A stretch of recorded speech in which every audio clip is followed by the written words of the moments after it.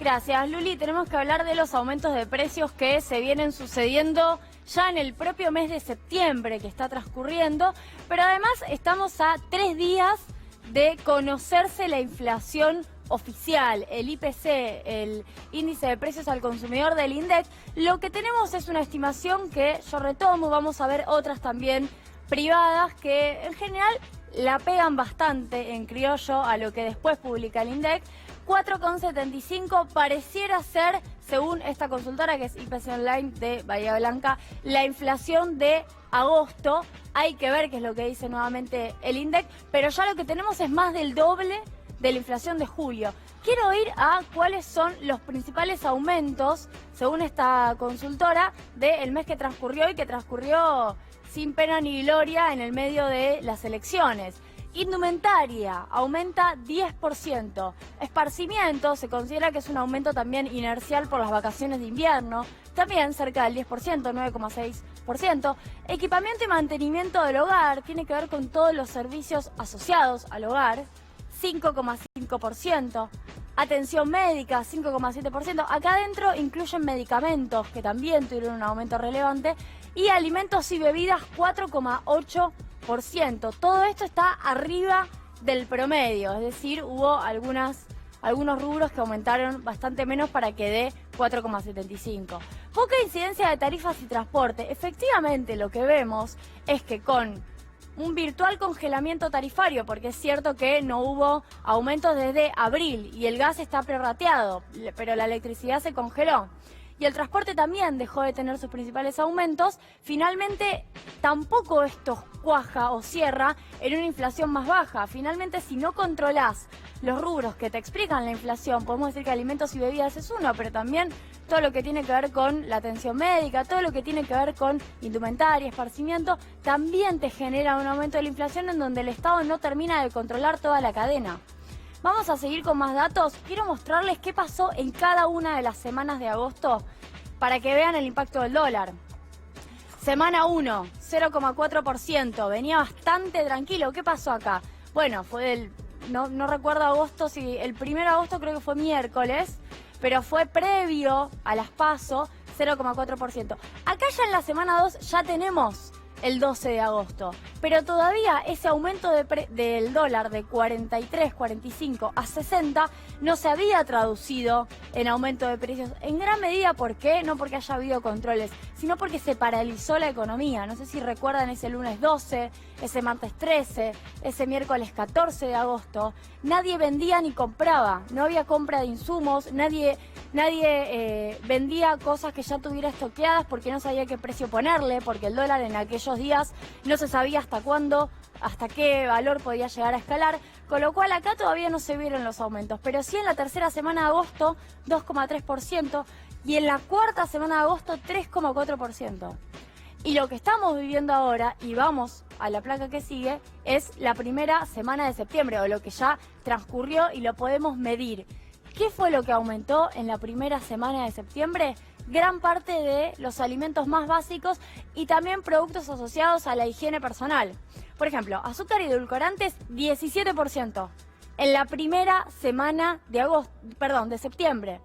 Aceites, 13%, algodón, 13%, papel higiénico, 11%, shampoo, crema de enjuague, 10%, galletitas, 10,3%, golosinas, 8%, gaseosas, 7,7%. Cuando algunos me preguntan, bueno, ¿cómo es el tema? ¿Cómo ahorro la compra de dólares?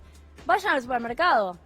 ¿Por qué vayan al supermercado? Porque es muy probable que esto siga, o mejor dicho, esto va a seguir. Y tal vez la manera de ahorrar un 5, un 6, un 7% es comprando ahora papel higiénico, galletitas, todo lo no perecedero. Julia fue al supermercado mayorista este fin de semana. Pero ¿te cuenta la locura de esto? Que nosotros hemos empezado a ahorrar en víveres. Esto se acordar de la década del 70, cuando había vedas. Ustedes no habían nacido, pero vos, por ejemplo, tenías la veda del azúcar, la veda de la carne, la veda de pollo. Y es más, aquellos memoriosos, vos, Julia, lo habrás leído seguramente también, y vos, Luli, obviamente. Cuando llegaron los famosos pollos de Mazorín, ¿saben por qué llegaron los pollos de Mazorín? Porque había veda de pollos. No había carne, no había pollo, entonces Mazorín importó pollos podridos de, creo que era Polonia. Y fue una causa judicial notoria en la época de Alfonsín. O sea, es volver a lo mismo, volver a décadas infames que vivió la República Argentina, ¿o no, Julia? Sí, además a mí lo que me parece más grave de la inflación no solo es el aumento, sino la dispersión. No sé si les pasa a vos, Gallego, a Luli, que podés ir a un supermercado o a otro, o a veces vas al chino, que tiene un precio distinto, y de repente las cosas valen de una manera muy diferente. Tenés una diferencia de 5 pesos a veces entre un producto y otro de la misma marca, pero comprados en distintos lugares, porque lo que pasa en estos contextos es que no hay precio, no hay referencia. Ahora, ese 21% de IVA que no les están cobrando a muchos de los productores, en la góndola no se vio reflejado. Yo no conozco ningún producto que haya disminuido un 21% su valor. No, hay algunos productos que bajaron en algunos supermercados, pero como dice Julia, no en los grandes, ¿eh? No en las grandes cadenas. En cadenas más chicas vas a encontrar que están esos productos. ¿Bajaron de precio? Se conservaron. Algunos Claro, bueno, pero no productos, bajaron. claro. Lo que pasó es que quedaron igual. Claro, quedaron Como igual, dice no Gallego. bajaron. Pero eso pasó la primera semana de la implementación de IVA. Exactamente. De hecho, lo mirabas y era cierto. Algunas leches, particularmente la leche, el yogur, algunos productos muy básicos. Algunas mantecas la yerba, también. Algunas mantecas. veías que tenía el mismo valor y decías, bueno, a ver, hubiera No estado aumentó. bueno que ese 21% o ese 10,5% en el caso de los que tienen la mitad, no hubiera ido al supermercado o al productor, sino que hubiera ido a la gente. Pero de última se mantuvieron los precios. Ahora, lo que vos estás viendo, por ejemplo, la primera semana de septiembre, es que todo aumentó, con lo cual lo del IVA terminó funcionando para un efecto de una semana, 15 días. Lo que pasa es que yo creo que, Julia, aquí hay que empezar a discutir de verdad los temas profundos, ¿no? Por ejemplo, el margen de rentabilidad de los grandes supermercados. ¿Cuánta guita van a ganar? Empezar a discutir los alquileres en los shopping, discutir cosas, medidas de fondo, ¿no? Los alquileres dolarizados, empezar a discutir, me parecen políticas de fondo, porque si uno ve, por ejemplo, que en un chino un producto cuesta, suponete, 50 pesos, y en una mega supermercado cuesta 80 pesos, algo no te cierra. Mira, Gallego, no sé si te acordarás, todos se deben acordar de la llamada Ley de Abastecimiento Sí. del 2014, Sí, que en realidad se llamaba Ley de Regulación de las Relaciones de Producción y Consumo. Bueno, una de las cosas que propuso esa ley, que la impulsó Augusto Costa, fue que las empresas informaran a través de una planilla cuáles eran sus costos. Una serie de preguntas. ¿Sabes cuál fue el primer reclamo que le hicieron a Pancho Cabrera allá por el 15 de diciembre, en pleno ya verano del 2015? Que eso dejara de existir. Antes que cualquier otra cosa le dijeron, nosotros no queremos informarle al Estado nuestros costos. Claro. Y es muy difícil para el Estado hoy controlar si estos precios están bien o están mal, porque al fin de cuentas alguien tiene que hacer ese análisis, porque no tenés la información, no hay capacidad estatal. Y no solo no hay capacidad estatal porque el Estado no tiene la potestad de pedir esa información, sino que los funcionarios estatales a cargo de eso no saben hacerlo.